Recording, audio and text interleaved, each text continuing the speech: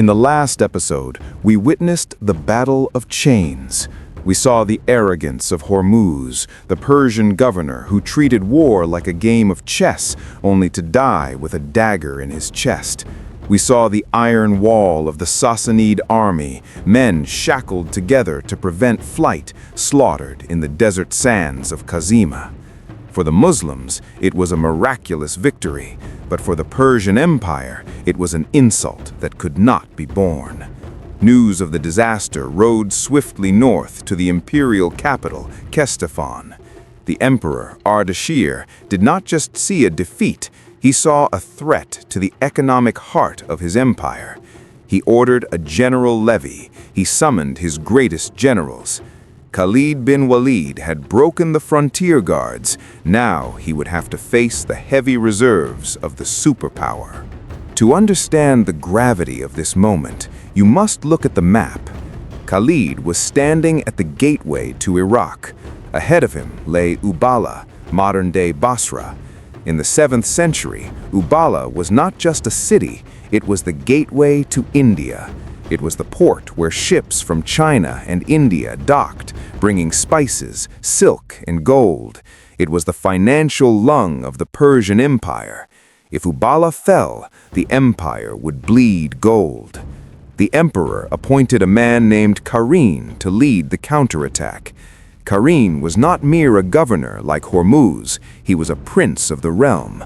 Like Hormuz, he was a 100,000 dirham man, a title given only to those whose personal equipment and ceremonial cap were valued at that astronomical amount. He was ordered to march south, rally the survivors of the Battle of Chains, and crush the Bedouin army before it could take a single step further. Qarin marched south with a terrifying army. But as he reached the station of Mazar, the meeting place, he found the remnants of Hormuz's army waiting there. These were broken men. They told nightmarish tales of the Muslim speed. They spoke of a general who fought like a demon. Qarin, arrogant and fresh, despised their cowardice. He forced these broken men back into the ranks. He integrated them with his fresh legions, swelling his numbers. He camped at Mazar, with the Tigris River on one side and the open plain on the other. He felt secure. He had the numbers, he had the heavy cavalry, he had the river to protect his flank. But he made one fatal mistake. He assumed Khalid would rest. Pause here.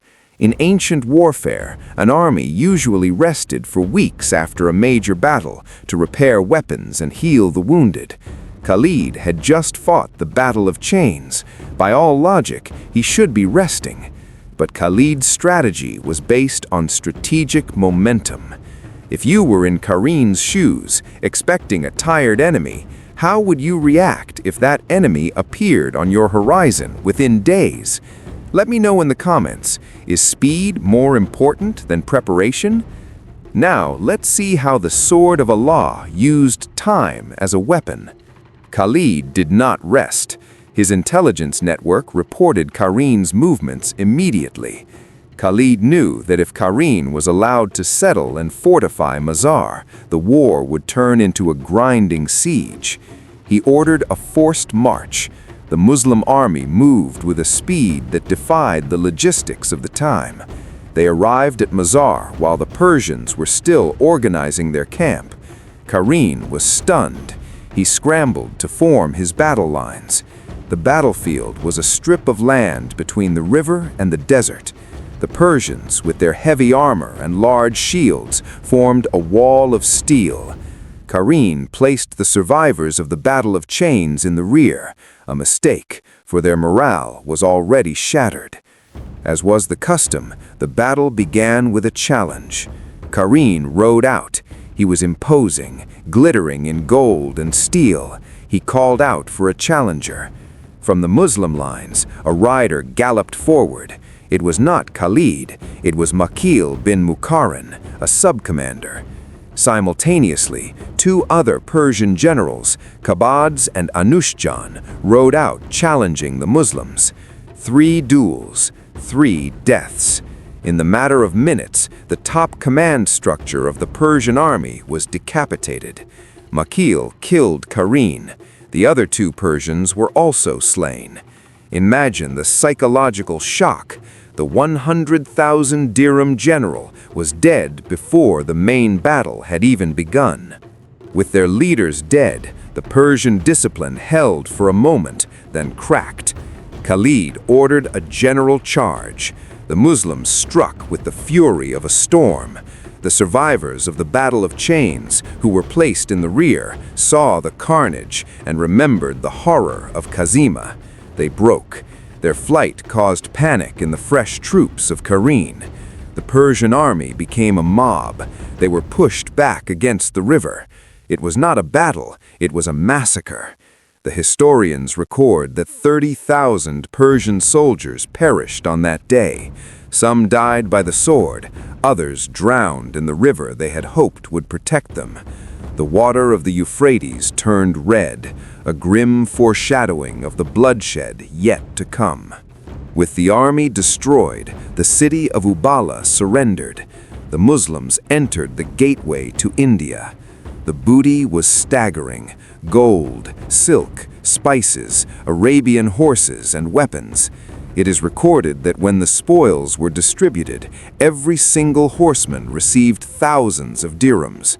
The desert warriors, who had lived on dates and barley, were now staring at the wealth of empires. But Khalid did not let them lose focus. He sent the fifth share of the booty to the Caliph Abu Bakr in Medina with a message: the road to Hira is open. 2 battles, 2 imperial armies annihilated. The emperor in Ctesiphon was no longer angry, he was terrified. He realized that sending armies one by one was suicide. He decided to change his strategy. He would not send one army, he would send 2. And he would not attack head-on, he would use a trap. He dispatched 2 massive armies, one under General Andarzaghar and the other under the legendary General Bahman. They were ordered to converge at a place called Walaja. Their plan was to catch Khalid in a pincer movement, to crush him between the hammer and the iron. Khalid was about to face the greatest tactical challenge of his life, a battle that military historians compare to Hannibal's masterpiece at Cannae. Next time, the impossible maneuver: how Khalid surrounded an army twice his size. Subscribe to the House of Wisdom. The masterpiece is coming.